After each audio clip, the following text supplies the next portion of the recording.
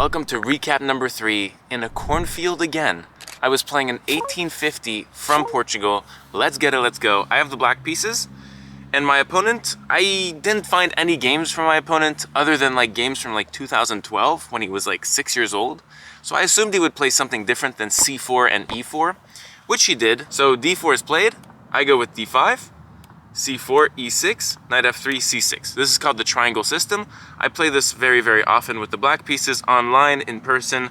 So my opponent was very prepared against this and plays quickly. He goes g3. Once in a while I'll have to adjust. Yeah. So g3 marks the start of the Catalan system by the white pieces. So I go knight f6, bishop g2, and I just develop my pieces and prepare short side castle.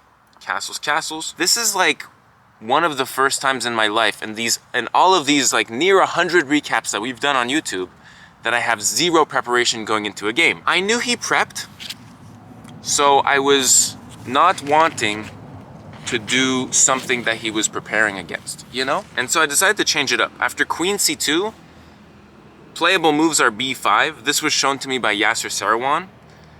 I am not a big fan because of b3, and it's just like, it looks odd. b6 to just continue developing. Takes is probably mainline here, queen takes, and you go for like b5, bishop b7, you develop like this, bishop b7 here. So I didn't want to do any of that because either he had preparation and he knew the line better than me, and I had zero prep. So I went with like very aggressive knight e4, which is dubious, but you really have to know how to play against it. So knight c3, I was expecting knight bd2, probably the same thing, pressuring my knight. And I go with f5 here, just supporting my knight even more. And if you take, it's a little bit, oh, if you take, I win a pawn. Right. So you can't take directly, but usually I would take back with the f pawn. And now he plays a dubious move, I think. He plays the move b3, aiming to develop his bishop on b2. Bishop f4, to me, was like very obvious if white wants to really bang on the door of the win. But b3 and hiding the bishop on b2 does not look right to me in this position. So I was very happy to see this. So now I just do some prophylaxis. I try to defend against knight e5 coming in. Bishop goes to b2, and I go b6. So I'm trying to develop my bishop to a6, get my rook into on c8, and x-ray this queen. Sound development makes the best of games. Rook d1 was played, and the engine says this is a little bit dubious, but for me, I thought this was actually, oh, I have to be like more like towards the camera. Okay. For me, this was actually, how do I say, very deep of a move. At first I was like, kind of inside my heart laughing at this move, but then I was saying to myself, wait, he's preparing knight e5, and then after takes, this pawn is going to be under very much pressure, and I'm going to be the one submitting to the x-ray attack on my queen. Because at first I was laughing because I thought he wanted this, which doesn't make sense. Like, why would you play your rook here to just support your knight? Your queen is already supporting it. It just didn't make sense to me.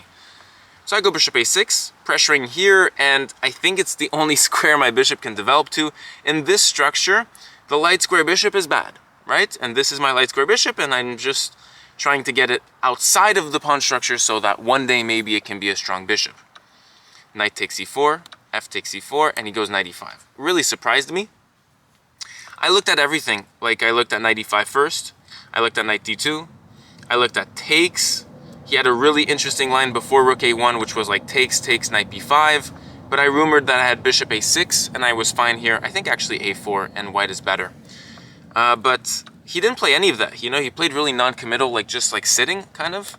And so I made use of that, and now he takes, and now he kind of commits to a plan.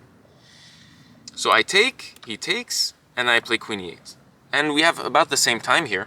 Queen e8 is because I have no other good moves. Like queen d7 drops a pawn, queen c7 drops a pawn, because takes, and then rook takes, and this is pinned again.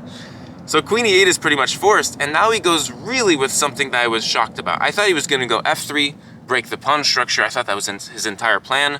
I had bishop c5 aimed and fired at it. He goes bishop h3, attacking this, albeit weakness, but it can be defended easily and more so counterattacked. So I go bishop c5. And here we're pinning the pawn that was about to undermine my pawn structure. We're defending this pawn that was attacked by the bishop. And we're thinking of d4 things in the future. Not now because it's hanging, but also we're thinking of e3 things. We're thinking of queen f7 things, just pressuring the weak pawn. And e3 would be a death sentence to this f3 square. So he thinks for a bit, and he told me after the game he missed this. He went bishop d4. This I was very happy to see, because I can take, and then go c5. And my pawn is supporting my pawn, forcing this rook back. To be honest with you, I was expecting rook d2 to double rooks on this and pressure this pawn. But he went rook d1. And I was pretty happy to see this. I was thinking between bishop e7 and rook d8 here. Both have two different models. I want to go d4, but this would hang, right? But if I go bishop e7 to play d4, I kind of delusioned that takes e6 was strong. And then I would have to waste the tempo with bishop c6, playing my bishop twice. But in fact, I just have queen h5, which completely wins this pawn eventually. That is just a weak pawn. This pawn being a strong pawn is a fallacy. I completely missed that. So I went rook d8 finally. And this just supports, it defends this pawn twice, and it supports bishop e7 with an eventual d4. My opponent plays really well here. He plays f3, and he undermines the pawn structure. And if I take, I kind of lose my edge, because this is like a superior pawn structure. And here comes the moment you guys have been waiting for. I play e3. f4, d4. And it's the first time in my career over the board that I have connect 5 on the board. Which means that if I win this chess game, I win not only at chess, but I win at 2 games. Connect 5 and chess. So bishop g2 is played. And now I have to play against this bishop, right? By trading it off. But I don't know how. Like rook d7 is what I really considered. Letting this in, and then you go bishop e7. And then if white takes, you take back, and you're kind of like gonna punish the white pieces over this diagonal. It's very pretty. And this indeed is better for black. I was still unconfident with that because of rook f3 things, just blocking the diagonal and hoping for draws for white. Rook f7 is also a move I didn't like. I thought f5, and if I take here, there's bishop d5. Same goes for queen f7. This is winning for black? Oh my goodness, what? Oh my god. Black is completely winning here. That's why I didn't play rook f7. I played queen d7 finally. Just very easy, like going for bishop e7. Computer says I lose my edge here. So now he goes bishop e4. I didn't think much of this move because I can just defend while defending f5, so it kind of helps me. And takes, pawn takes, queen g7. I didn't think this was enough because my bishop will drop back and be an absolute monster, worth completely these 3 pawns. And the pawns are slow because the queen is taking up the advancement square.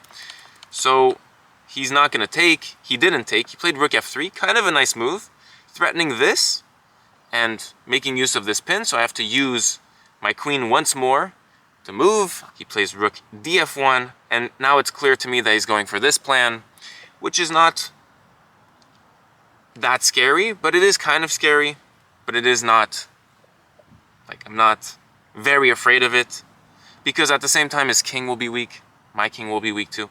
So it's very double-edged. Obviously, like, these pawn structures, these conflicting pawn structures give each some advantages.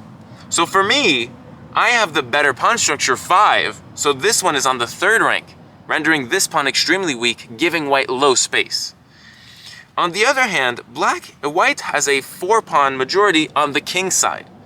So white goes for a kingside attack, and if it breaks through, can be very profitable off this. Whereas my counterplay is kind of mitigated, but I have more of a long-term advantage in the endgame. I go bishop e7, finally trying to trade off bishops, and for some reason I just incorporated that he would do this, but he has no reason to, because it just gives my queen the file and the square e4. So like, he never did it. I kind of like expected a birthday cake on my birthday, but he didn't, type thing. So he goes g4, threatening this push. I was surprisingly not scared of this. I go king h8. And during the game, I played this very fast. I have 15 minutes, he has 14 minutes. During the game, I was like, oh my god, did I blunder rook h3? Like, it looks so strong. But in fact, I can just go back and there's nothing for white. But still, I missed rook h3. I have to cover all bases before playing a move. I played this move in like 4 seconds. I gained 6 seconds. Oh no, so I played it in like 24 seconds. My opponent goes h4, which I was like, immediately, I did not like actually this move for white. So now it becomes very interesting because the king is quite weak here. Weaker than mine, actually.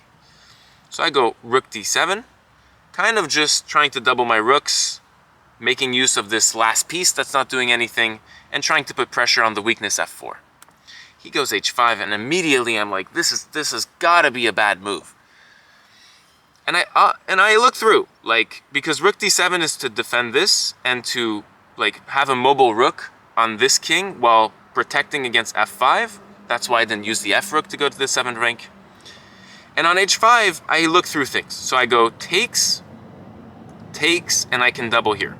So check, king here, this has to be better for black. And it is, it's like -6. Because I'm threatening things like this, whoops, here, right? Just practically mating the king. So, okay, I thought like rook h3, but I just have takes.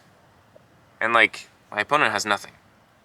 Like rook takes and I win a piece. And like rook here, and I can defend my pawn. And like, this is actually looking scary against white. I'm 2 pawns up. And so he hits me with this, which I also looked at and was really not scared of. And I go with rook df7, so that he can't accomplish rook h3, rook takes h5. Mind you, we're like both down on time, but after this move, Raf takes like 11 minutes to go king h2. No, he takes 6 minutes. And at first it was like, white doesn't have a move, which I knew. Here, white doesn't really have a move. Either you give up the tension and you take, and you're worse, or you move a rook and you give a pawn and you're worse, or you move a rook and you give a pawn and you're worse, or you move a pawn and the pawn gets fixated and you're worse, or you move the queen and you sit. So like a king move makes sense to me, like white didn't have much. I didn't realize it was to push g6 without a pin here. That's what I really didn't realize. But for the next 10 minutes, I go into a tunnel vision of calculating a very specific sacrifice. See if you can see it on the screen for the black pieces. And eventually I decided not to play it, but I thought I'd show you what it was like. It actually does work, but it works on such small margins. Against this rating, I would not assume these types of risks because it's really very double-edged. So this is the sacrifice. Rook takes f4. My opponent after the game said just bishop takes b7 and white is just winning on account of takes and takes. But actually the engine refutes this and goes queen takes e5, which transposes to the line. So let's just show the line that I had. Rook takes, so I sacrifice my rook, and then I don't take the rook back, I take here. And white can't defend this rook. So let's say king g3, I just take here, and you're gonna have to omit the defense of this rook with the king. So taking this bishop is the logical thing. So I had takes, rook takes, and then queen takes check. And eventually the idea is that I win 4 pawns, right? Because I won a pawn here. So plus the 3 pawns that I won for the bishop. And I try to trade queens to go into an endgame. And like takes, takes. And this endgame is like winning by a small margin for black. Very hard for white to defend. Very hard for black to convert. But you know, a small mistake like queen f5 itself goes into a draw, queen e4. So it's really, I'm tiptoeing on eggshells here. And so I didn't want to go into this. But all to say, I took like 10 minutes of my time calculating through this. I had like maneuvers with queen e1, queen d2 check, like I was calculating 10, 15 moves away. And then like I was not spotting a win for sure. So I didn't play the sacrifice. So instead, like anything is winning here because g5 just gives me the f5 square. Like I can play takes, queen takes, and rook f5, and white has no play for the rest of the game. Even like rook h3 gives rook takes g5, and I win. But I panic here because I'm at 2 minutes, and I just go, okay, let's just do a waiting move, and I go a6.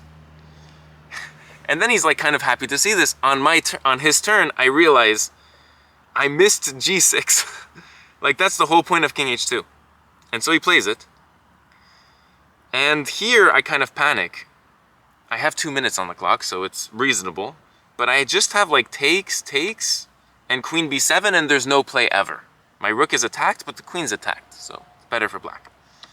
And based on the fact that I have a pawn up, and white has no counterplay with f5, black is better.